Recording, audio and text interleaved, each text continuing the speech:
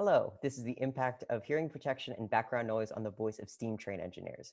I'm Desi Gutierrez, a graduate student at the University of Iowa. However, I completed this research as an undergrad at the University of South Florida under Dr. Supraja Anand, and we worked in collaboration with Dr. Pasquale Bottalico at the University of Illinois Urbana-Champaign.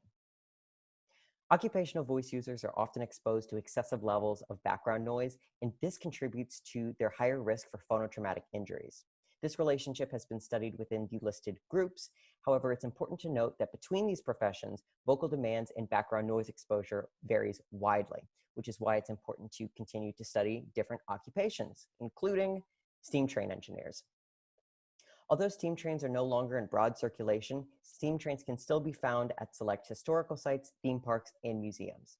And these findings can apply to populations which experience similar industrial type background noise, such as construction workers and the military.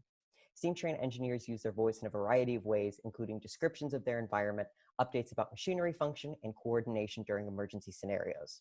And this communication is often above excessive levels of background noise.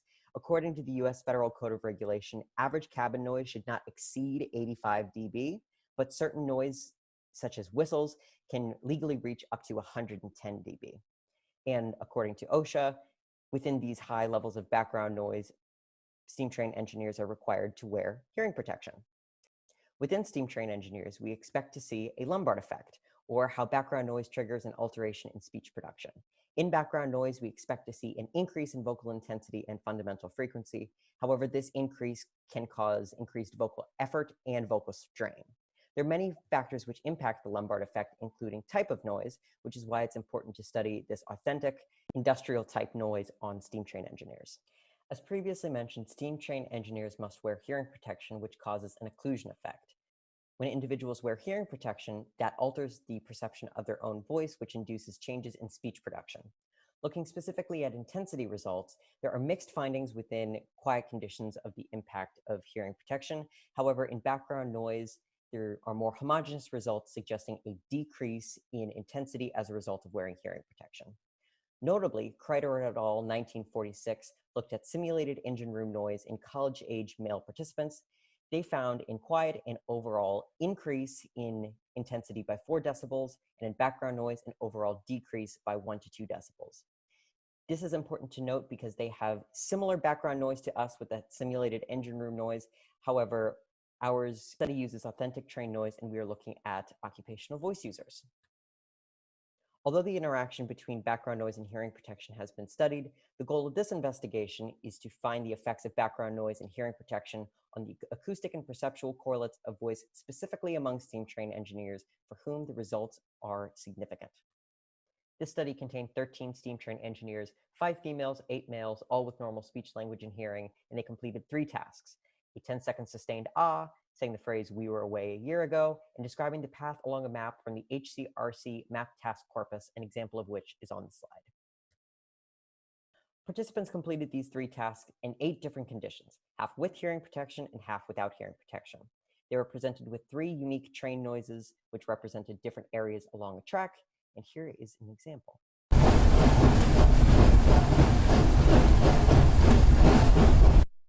The spectra for these 3 sounds can be seen here, with frequency along the x-axis and the relative amplitudes along the y-axis. And as you can see, TR10 has the highest amount of energy in the low frequencies, whereas TR39 has the highest amount of energies in the high frequencies. TR23 is in between TR10 in both high and low frequencies. Here's a rendering of our experimental setup, where you can see the participant is completing these 3 tasks, speaking to the researcher. We had 2 objective measures, delta sound pressure level and delta fundamental frequency. These are within subject centering methods, which allowed us to evaluate the variation in the participants' vocal behavior in different conditions from their mean vocal behavior. We also had 2 subjective measures, vocal effort and vocal disturbance. These were measured after all hearing protection and non-hearing protection conditions, and they were measured on a 100 millimeter visual analog scale.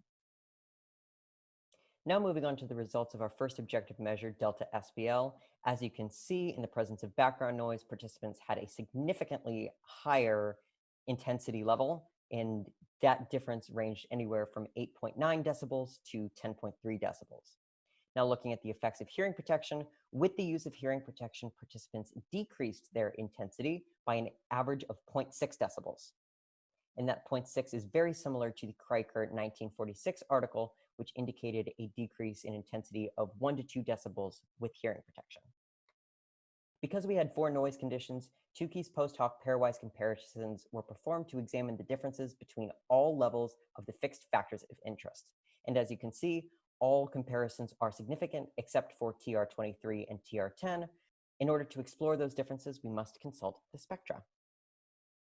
Looking first at TR10 in gray and TR23 in yellow, although they have very different energy contents in the low frequencies, there isn't any difference in how they're triggering the Lombard effect. However, looking at TR39 in the blue, which shows significant differences from TR10 and 23, the main difference is that TR39 has increased higher frequencies on this end of the spectrum. This suggests that the Lombard effect is most influenced by the high frequency components of the noise spectrum. Now looking at data from relative fundamental frequency, participants significantly increased their fundamental frequency in the presence of background noise by an average of 308 cents. And in regards to hearing protection, when participants wore hearing protection, they significantly decreased their fundamental frequency by an average of 67 cents. Once again, to compare the 4 noise conditions, we used Tukey's post hoc pairwise comparisons.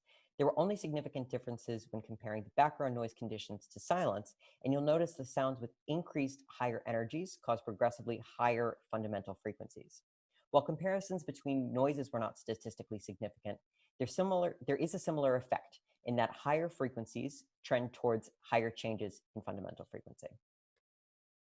Taking a brief look at the perceptual data, participants had overall less disturbance than they had effort. However, there was a significant decrease in vocal disturbance as a result of wearing hearing protection. Since a majority of the research examining the effects of hearing protection on speech communication has focused on the listener, this study, in contrast, investigated the effects of background noise and hearing protection on subjective and objective measures of voice production. The study is additionally unique because it used authentic industrial background noise with occupational voice users. Without hearing protection, steam train engineers increased their intensity levels and their fundamental frequencies, and these results were amplified in the presence of background noise, which contained increased higher frequency energy.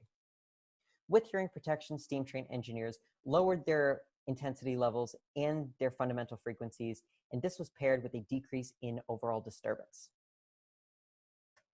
Here are the references. Thank you.